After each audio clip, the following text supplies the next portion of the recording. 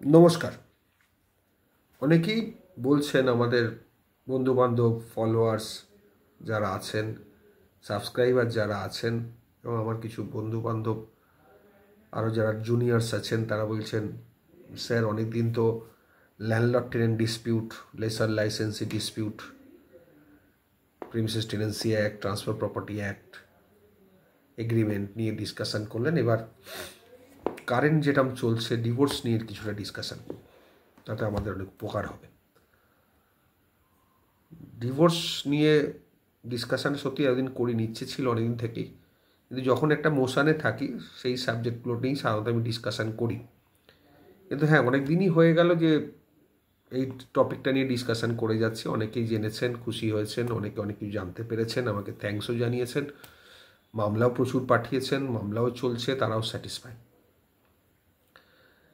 তাই আমি ঠিক করলাম যে বেশ কিছুদিন এবার একটু ডিভোর্স নিয়ে করব।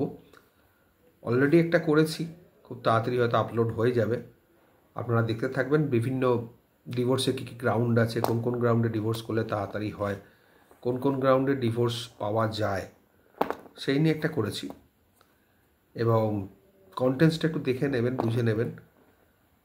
সেখানে কিন্তু একটা জিনিস আমি করিনি, যারা জিজ্ঞাসা করেছেন বা ডিভোর্স নিয়ে বলতে বলেছেন, যাদের পার্সোনাল প্রবলেম শেয়ার করেছেন, তাদের নাম কিন্তু আমি বলিনি, বলাটা উচিত নয়, কারণ প্রত্যেকেরই একটা প্রাইভেসি আছে। আপনারা দেখে নেবেন আপকামিং ভিডিওগুলোতে, আমার এই চ্যানেলেই পেয়ে যাবেন। ম্যারেজ ডিভোর্স সংক্রান্ত অনেক রকম তথ্য থাকবে, এবং আপনারা যদি দেখেন যেরকম টেনেন্সি নিয়ে উপকৃত হয়েছেন, তেমনি ম্যারেজ ডিভোর্সের ব্যাপারেও আপনারা অনেক উপকৃত হবেন, জানতে পারবেন। ধন্যবাদ, ভালো থাকবেন।